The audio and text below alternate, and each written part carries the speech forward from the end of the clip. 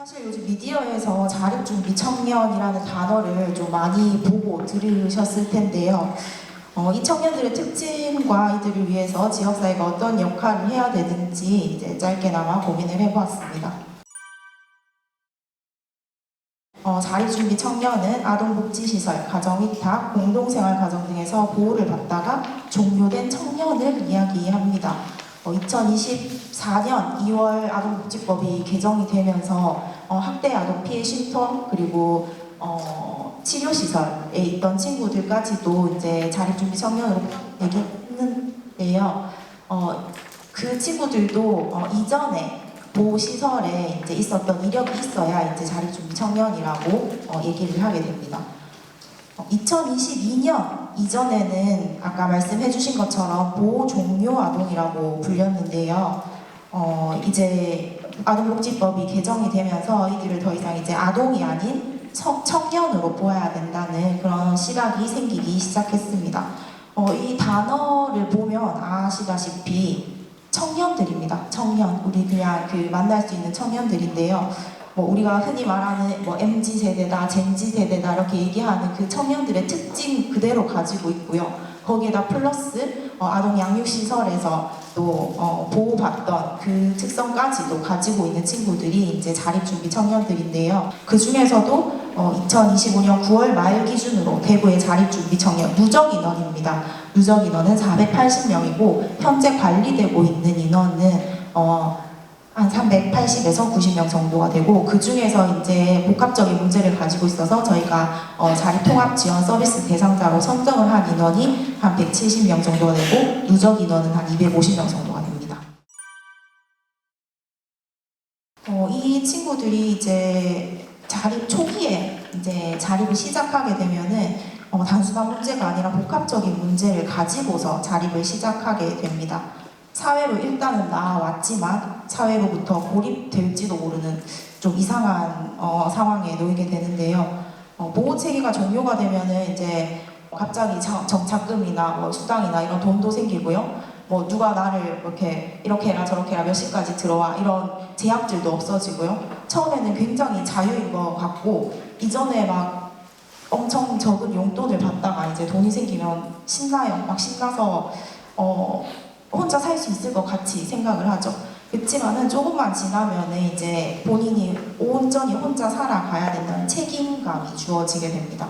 그러면서 부담감도 느끼고 또 외로움도 느낀다고 합니다. 그래서 저는 이 친구들이 가진 주요 어려움을 한 3가지 정도로 생각을 해봤는데요. 가장 큰 문제가 이제 경제적 불안정이라는 상황을 기본적으로 가지고 갑니다. 예전보다 이제 자립준비 청년을 위한 경제적 지원이 많이 늘어나기는 했지만 여전히 이제 자립을 위한 기반을 마련하기에는 이제 부족한 상황이라고 볼 수 있습니다. 그리고 또 앞서 잠시 말씀드렸던 것과 같이 보호기관에는 대부분 용돈을 받아서 사용해요. 용돈을 받아서 사용을 하지만 보호 종료가 됨과 동시에 갑자기 정착금도 생기고 자립수당도 생기고 또 상황에 따라서 기초생활 수급비 등을 이제 받으면서 금전 관리하는 그 규모가 갑자기 지난달과 이번 달이 달라지는 그런 상황이 생기게 됩니다. 그러다 보니 한 번도 생각해보지 않았던 월세, 관리비, 통신비, 교육비, 생활비 이런 고정적으로 필수적으로 지출해야 되는 항목들이 이제는 현실적으로 다가오게 되는데요. 그런 이유로 좀 준비가 되지 않는 친구들 같은 경우에는 갑자기 이제 막 큰 돈이 생기니까 무분별한 소비가 일어나기도 하고요. 그리고 어떻게 또 알게 되셨는지 이제 이 친구들이 자립정착금을 수령하고 이제 퇴소를 했다 이러면 원가족이나 아니면 지인들이 그렇게 연락이 온대요. 그래서 그런 금전 요구나 또 사기 피해가 생기기도 합니다. 특히나 최근에는 경계선 지능인이나 지적장애나 또 정신적 특성을 가진 이제 청년들이 이제 퇴소를 많이 하게 되면서 금융 사기나 대출 피해 같은 것들을 경험하는 청년들도 굉장히 많이 늘어나고 있고요. 그래서 이제 양육시설에서 보낼 때는 막 아끼고 아껴서 이 친구를 위해서 잘 저축해서 내보냈는데 한 번에 이런 피해들이 생기니까 이제 저희도 그렇고 이제 키워주신 선생님들도 그렇고 굉장히 안타까운 상황이 되기도 하죠. 그리고 이제 제가 생각하는 그 경제적 불안정의 문제 중에 하나는요, 사실 본격적으로는 보호 종료 5년 이후가 제일 걱정이라고 생각을 합니다. 정착금이나 자립수당이나 자립지원 전담기관의 서비스 지원 같은 것들도 사실 자립 초기에 너무 많이 몰려 있어요. 그래서 이 보호 종료 5년이 끝나는 시점에는 이 모든 지원들이 대부분 끊어지게 됩니다. 그러면서 또 다른 자립으로 이 5년 이후를 생각하기도 한다고 합니다. 근데 5년 끝나고 나서도 이 친구들 여전히 20대 중후반이고요. 여전히 청년층입니다. 그래서 대학을 졸업하지 못한 상태로 5년이 끝나서 모든 경제적 지원이 끊어지는 경우도 있고요. 그리고 취업을 준비하는 그 시기가 딱 요 시기가 됩니다. 그래서 경제적인 문제가 사실은 자립의 시작되는 부분이고요. 가장 취약한 부분이라고 볼 수 있겠습니다. 두 번째로 이제 살펴볼 문제는요, 진로와 취업의 벽입니다. 보호체계에 있을 때부터 자립 준비를 시작하고 또 진로 탐색을 위한 프로그램에 참여하게 됩니다.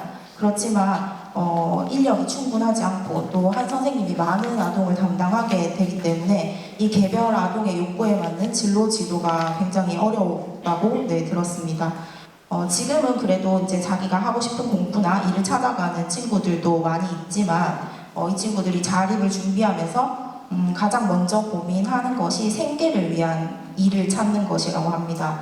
그래서 최근에는 대학 진학이 굉장히 많이 늘어났고 또 본인이 하고 싶은 일들을 찾아가는 친구들이 많이 늘어나고는 있지만 그럼에도 불구하고 이제 진학이나 취업을 생각을 할 때 가장 먼저 걱정하는 것이 생계비를 버는 것이라고 합니다. 그래서 이제 제가 이 친구들을 만나면서 제일 안타까운 점이 뭐냐면 자립준비 청년을 위한 취업 프로그램도 굉장히 많고요. 직업훈련도 되게 많아요. 근데 막상 참여를 권유하면 선생님 저 그 아르바이트 해야 돼서 안 돼요. 그러니까 당장 먹고 살 생계비를 걱정하기 때문에 이런 좋은 취업 프로그램에도 참여를 하지 못하는 친구들이 많더라고요. 그래서 이런 취업과 진로의 문제가 사실 굉장히 중요한데 잘 이루어지지 않는 점이 좀 안타까운 점으로 생각이 됩니다. 그리고 사실 제가 생각하는 가장 큰 문제가 이제 심리적, 정서적 불안정이라고 보는데요. 이게 사실 모든 문제들이 심리정서적 문제에서 기인한다고 해도 과언이 아닐 것입니다. 자립준비 청년 실태조사에 따르면은 자립준비 청년들의 삶의 만족도는 10점 만점에 5.6점이고요. 일반 청년층은 6.72점 정도고 사실 일반 청년층도 그렇게 높은 편은 아닌 것 같아요. 그렇지만 자립준비 청년들은 일반 청년들에 비해서 삶의 만족도가 낮은 편입니다. 이런 삶의 만족도는 사실 자살생각 유경험률로 이어지는데요. 사실 이제 저도 이 청년들을 만나면서 조금 놀랬던 점이 그냥 만나면 되게 밝고 말도 잘하고 예쁜 친구들이거든요. 그런데 이제 뭐 여름이 되고 옷이 짧아지고 하면 손목에 자해 흔적들이 그렇게 많아요. 그리고 이야기를 하다 보면 또 삶의 동기나 또 의지가 부족하다는 것도 잘 느낄 수가 있습니다. 그리고 이 외에도 이제 다양한 정신건강의 문제를 겪는 친구들도 많고 나타난 유형들이 굉장히 다양해지고 있다고 합니다. 그래서 어떤 자립준비 청년은 심리 정서적 문제들을 겪으면서 본인이 이제 현실적으로 홀로 살아가는 것이 아니라 사실 홀로 버티는 것에 가깝다라고 이야기를 하기도 했습니다. 그래서 이제 앞서 말씀드렸던 세 가지 문제들이 사실 개인의 문제이기도 하지만 저는 사회적 문제라고 생각을 합니다. 이게 공통의 과제라고 볼 수 있는데요. 고용률이나 복지 수준이나 연결망의 밀도 그리고 심리적 안정망 같은 것들이 잘 갖추어져야 자립준비 청년들이 성공적인 자립을 할 수 있다고 생각을 합니다. 청년이잖아요. 그래서 이제 사회로 나아온 청년층이기도 하고 이 친구들이 일을 이 지역에서 하고 이 지역에서 가정을 꾸리고 그래서 이 사회에 잘 정착하는 것이 지역이 지속되는 길이라고 저는 생각을 하거든요. 그렇기 때문에 자립준비 청년이 한 사람 한 사람을 문제를 가진 개인으로 볼 것이 아니라 이 지역에서 잘 정착하고 잘 일할 수 있도록 돕고 잘 생활할 수 있는 환경을 만들어주는 것이 저희 이 복지기관들과 또 지역이 이 친구들을 품을 수 있는 역량이 되는 것이라고 생각을 합니다. 그래서 요건 제가 그냥 생각한 건데요. 이 친구들이 가장 많이 분포되어 있는 곳이 어디일까라고 생각을 해봤을 때 가장 중요한 역할을 할 5가지 축을 이제 가지고 이렇게 그림을 한번 그려봤습니다. 크게는 행정기관, 그리고 복지기관, 그리고 기업과 민간단체, 교육기관, 그리고 지역 주민이 같이 함께 이 친구들을 위해서 움직이게 된다면은 좀 큰 울타리를 만들어 줄 수 있지 않을까라는 생각을 해보게 되었습니다. 네, 그래서 먼저는 가장 중요한 역할을 해야 되는 게 행정기관이라고 생각을 하는데요. 이 자립주의 청년이 사회 구성원으로서 삶을 살아가려면은 여러 기관들에 발을 담그고 있어야 합니다.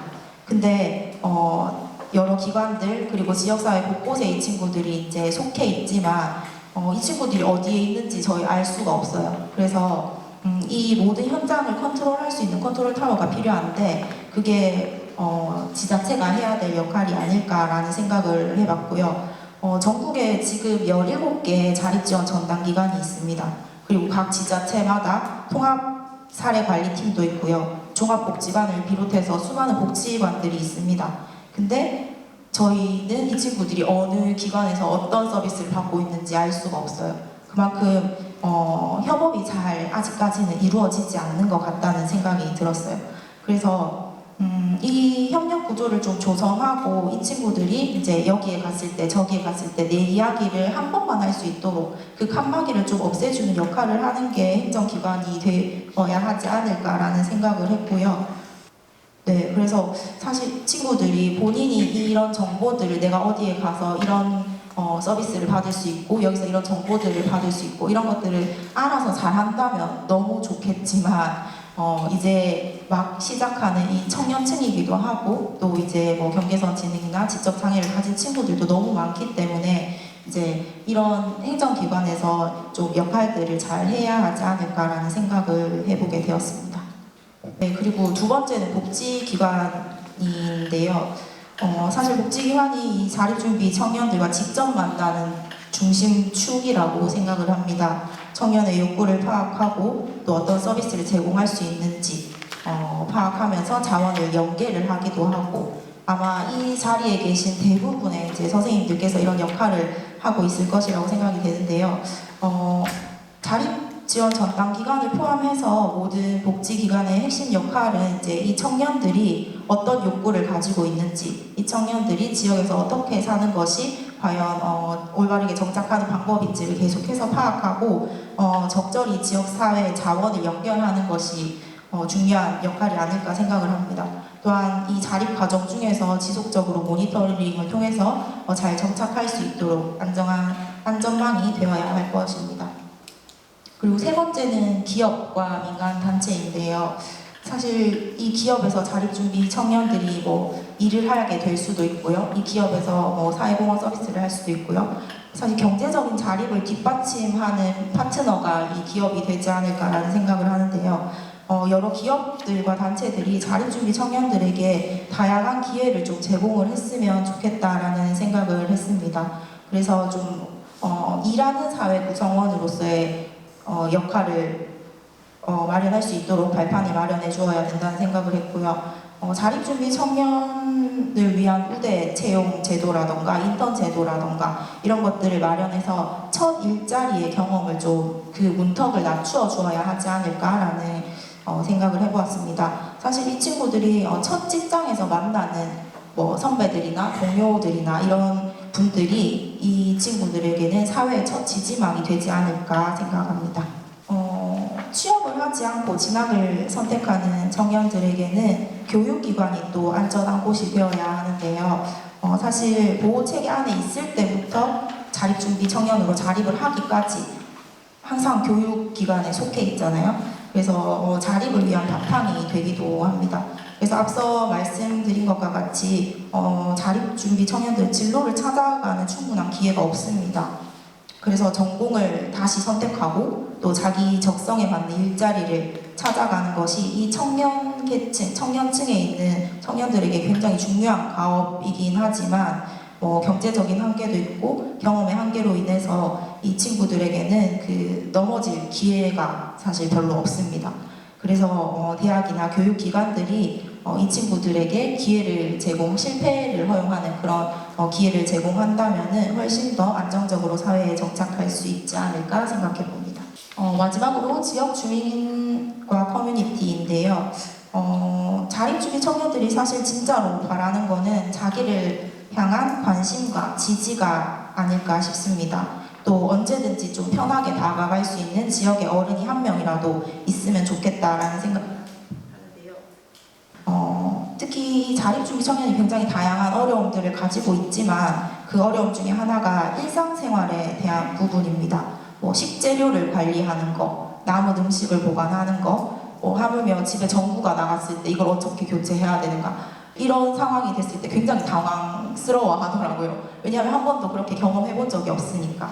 그래서 이럴 때에 사실 전담 선생님들한테 막 밤에도 연락이 오고 새벽에도 연락이 와요. 근데 저희가 그때마다 가서 해줄 수가 없잖아요. 그리고 지역적으로 멀 수도 있고. 그래서 그 지역에 이 친구들이 조금이라도 의지할 수 있는 마을 멘토 어른이 한 명이라도 있다면은 자연스럽게 이 지역에 남아있고 싶은 생각도 들고 이 친구들이 관계의 끈이 끊어지지 않고 계속해서 유지가 되지 않을까라고 생각을 해봅니다.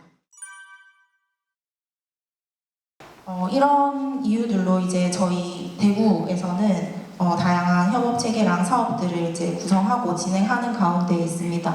앞에서 말씀해 주셨던 바람개비 서포터즈라는 자립준비 청년 당사자 모임이 있는데요. 대구가 굉장히 열심히 활동을 합니다. 이전에는 2023년 이전에는 그 아동권리보장원에서 이제 바람개비 서포터즈를 운영을 해왔어요. 그러다 보니까 전국에 있는 모든 자립준비 청년들이 이제 활동을 했었는데 전담기관이 생기면서 지역으로 다 분리가 됐습니다. 그래서 대구에서는 2023년부터 바람개비 서포터즈를 계속해서 운영을 하고 있는데요. 참 감사하게도 이 친구들이 그래도 자립에 대한 생각들이 굉장히 깊은 친구들로 구성이 되어 있습니다. 그래서 만나서 이제 본인들끼리 자조 모임을 하기도 하고요. 그러면서 나왔던 얘기가 사실 나는 예전에 이렇게 살았어, 나는 이렇게 버림받았어, 이런 되게 슬픈 얘기나 막 이렇게 그런 얘기를 하는 게 아니라 나는 이랬으니까 우리 그 시설에 있는 동생은 이렇게 자랐으면 좋겠어, 그런 얘기들을 하고 있거든요. 근데 그러다 보니까 이 친구들이 그러면 내가 우리 시설에, 우리 집에 가서 내가 아는 동생들한테 이런 거 알려주고 싶어, 이런 얘기들을 하면서 작년 한 해 내내 자립교육 자료를 준비를 하고요. 그리고 직접 나가서 그 동생들에게 내가 나와서 살아보니까 이렇더라, 이건 이렇게 관리를 해야 되고 저건 저렇게 해야 돼 라는 교육을 진행을 했습니다. 올해도 계속해서 진행을 하고 있고요. 그래서 이런 모임들이 굉장히 잘 이루어지고 있고요. 그리고 또 진로와 취업이 굉장히 중요한 문제지 않습니까? 그래서 고용복지센터와 연계해서 가온누리 프로그램이라는 것도 진행을 하고 있고, 보청기 진로 상담이라고 보호 종료 청년에게 귀를 기울이다라는 이름으로 이제 진로 상담을 진행을 하고 있습니다. 고용노동부의 온라인 청년센터에서 이제 직업상담사 선생님께서 나오셔서 이 친구들의 진로 고민도 들어주시고요. 자기소개서라던가 아니면 면접의 팁이라던가 이런 것들도 코칭을 해주시는데 이게 생각보다 청년들의 만족도가 굉장히 높더라고요. 이런 것들이 사실 쉽게 어디 가서 얘기를 하고 이렇게 컨설팅을 받을 수 있는 게 아니니까 사실 이 진로 상담을 한두 번 정도 받고 취업에 성공한 친구들도 있고요. 자기소개서의 퀄리티가 굉장히 좋아졌다라고 말하는 친구들도 있습니다. 희망 디딤돌 연계해서 지역의 어른들이랑 이제 이 친구들이 멘토링을 진행을 하게 되는데요. 사실 이 부분이 조금 지역사회로 나아가서 좀 확장됐으면 하는 부분이기도 합니다. 그래서 자립지원 전담 요원 선생님들 그리고 구청에 있는 그 아동보호 전담 요원 분들과 함께 매년 실무자 간담회도 저희가 진행을 하고 있고요. 그리고 각 부군별로 또 이렇게 저희가 이런 친구가 있어요 라고 얘기를 하면은 또 잘 도와주시고 연계를 잘 해주시는 부분도 있으시더라고요. 그래서 그런 곳과 함께 저희가 통합사례 회의도 진행을 하고 있습니다. 결국은 한 청년의 자립이 이제 개인의 책임이 아니라 지역의 공동 책임이라는 것을 이제 저는 말씀을 드리고 싶고요. 이 청년이 잘 자립해서 스스로 목소리를 낼 수 있도록 도와주는 게 저희의 역할이 아닐까라고 생각을 합니다. 마지막으로 저는 사실 대구를 사랑합니다. 저는 대구가 되게 좋은 도시라고 생각을 하는데요. 근데 아시다시피 청년들이 많이 떠나가는 도시이기도 합니다. 그래서 이 대구가 청년들이 떠나는 도시가 아니라 잘 정착할 수 있는 도시가 되기를 바라는 마음. 그래서 여기에 계신 모든 분들이 같은 마음으로 이 자리에 참석하셨을 거라고 생각을 하고요. 그래서 이 자리에서 나눈 이야기들이 이제 자립준비 청년들에게 흘러갈 수 있도록 또 우리가 좋은 울타리가 되어질 수 있기를 희망합니다. 네, 감사합니다.